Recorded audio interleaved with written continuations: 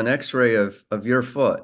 And Correct. for those that Correct. don't know the Liz Frank injury, it happens at the base of the metatarsals. It's the tarso-metatarsal joint. And um, what happens in your case, you had an injury at the base of the ligaments of the second and third metatarsals, which is right next to the big toe. And the big toe is the widest one here. And then you also had what's called a diastasis, or a little bit of a split between one and two, which typically it follows a pattern. It's almost like maybe a shorthand way of saying like a domino effect, so that because everything is kind of connected by this wiring, which is our ligaments, when you get that injury, you get that little bit of separation. Now, in your case, they were able to use a tightrope procedure, and you may or may not be able to see a little bit of a blip on this, which is the button of the tightrope that they use to try to get the um, bases realigned and the metatarsals in a pattern where the ligaments could then fibrose and heal in. Now, as what I surmised in our first visit was that you had a little bit of irritation right at that button there, which is can probably just barely see it, but there's like a little metallic You button can that just lift holds. it up a little bit. Yep, Yep. Yep. yep. Hmm. And that is what is creating some irritation. It's right at the base of the first metatarsal in a bone called the medial cuneiform right there.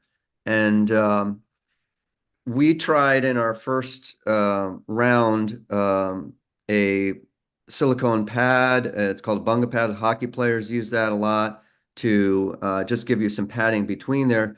And ultimately, if that fails, the next step would be to remove that little piece of hardware, which fortunately, which we were able to discern on looking at a sonogram, is only about 4 millimeters below the surface of your skin. So it's not that deep. So, my approach with these kind of things is that if we can handle it conservatively, so be it. But if it did have to go to removal of that little bit of hardware, it is not something that is extreme. So, ultimately, we'll see how it pans out. But I thought the other interesting thing about what you told me, with your injury, and then we'll kind of move on to some of the other things, experiences that you've had with some of the student athletes currently, and the challenges that they face that you can relate to from your own experience, is that you were telling me straight ahead running, no problem. But when you get on more undulating surfaces, or making the kind of cuts and moves that you did as a defensive back, that's when you start to feel a little bit of irritation. Correct. Correct. And that is a residue of the injury 2010. And yes, right now, I've been basically taking care of my foot for the last 14 years.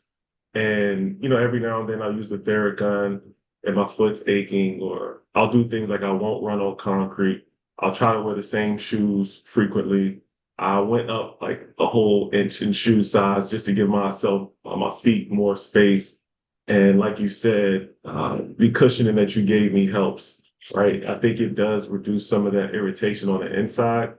But yes, if I'm running on, the sand or turf, or changing directions and mimicking actions or activities that are like a defensive back, I would, feel not severe pain, but mild enough pain that would make me need to elevate my feet, maybe sometimes ice it, right? But playing basketball is completely fine as long as I'm not going from not playing basketball for a year and then going to the gym and trying to dunk, right? I always like take an incremental approach because I know how sometimes my foot just has its own way of dealing with changing directions and changing shoes. And part of that may be because you're wearing high tops, which give you maybe a little bit more stability, I imagine. Or do you wear a Yeah. high top, or do you wear a low top on basketball? I was wearing low top for a Oh, while, but so I would wear like two or three pairs of socks, or just to mhm. try to give myself a little bit more The other thing I'm stability. thinking is the intensity, because I know this from, I played soccer this morning,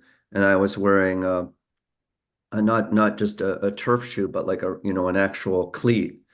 And it does help you grab it. There was a little bit of rain this morning, but when you make those cuts, when you have a cleat, you can make a very tight cut, and that maybe is going to be putting more strain through your tarsometatarsal joint, the old injury, than would be on a court shoe with Mhm. on the court where it's a flatter surface. It's kind of gliding a little bit, so you can still pivot and make cuts that could irritate, but as opposed to really slamming it or being in the sand where you have that. I mean, this is just kind of Right. a speculation, but No, maybe. you're right. Like if if I wear even if I wear football cleats or do some of my training, like when I plant my foot in the ground on the turf or the grass, it's like it can go in the ground, but it still shifts a little because the ground, depending on the weather, it might be a little soft, it might be hard in certain places. It's not always consistent. But on the basketball court, the hardwood floor is the hardwood floor. The floor is not moving at all. It's more about my foot moving and not my foot adjusting and moving and the ground moving at the same time. And so what I found out that basketball is a good activity for me. Love to play pickup whenever I can.